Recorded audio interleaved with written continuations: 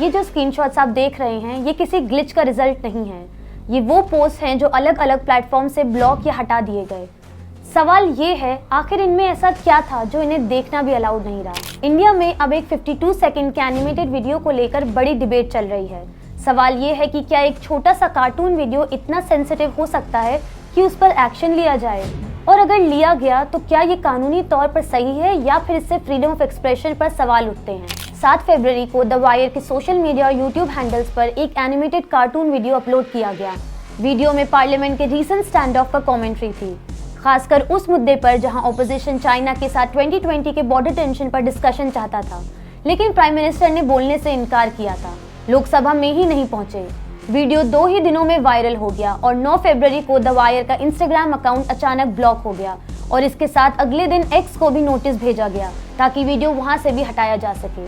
इस डेवलपमेंट ने एक नई डिबेट शुरू कर दी। क्या एक सैटारिकल वीडियो को सेंसर करना जरूरी था?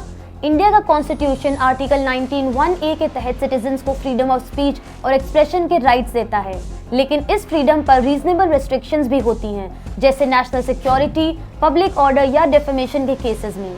गवर्नमेंट अगर किसी कंटेंट को रिमूव करने का ऑर्डर देती है तो आमतौर पर ये आईटी लॉज या इमरजेंसी पावर्स के तहत होता है। ऐसे पावर्स का पर्पस होता है हार्मफुल या इलीगल कंटेंट को रोकना।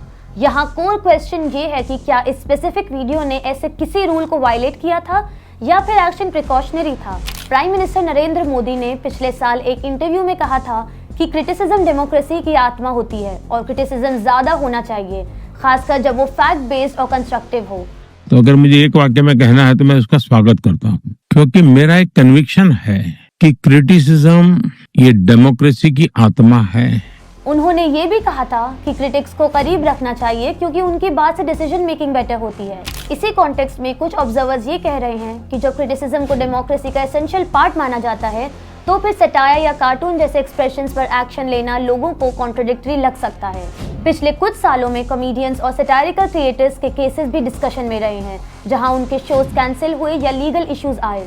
इस वजह से कुछ लोगों का मानना है कि पब्लिक डिस्कोर्स का एनवायरनमेंट ज्यादा सेंसिटिव हो गया है। दूसरी तरफ सपोर्टर्स का कहना है कि डिजिटल प्लेटफॉर्म्स पर मिस इन्फॉर्मेशन और प्रोवोकेटिव कंटेंट भी बढ़ रहा है, इसलिए स्ट्रिक्ट मॉनिटरिंग जरूरी है।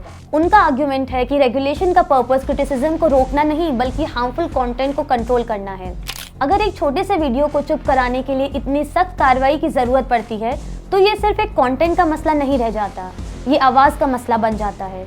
जब लोग बोलने से पहले सोचने लगे कि कहीं उनकी बात हटा ना दी जाए, तब खामोशी सिर्फ खामोशी नहीं होती बल्कि दबाव का रिजल्ट होती है।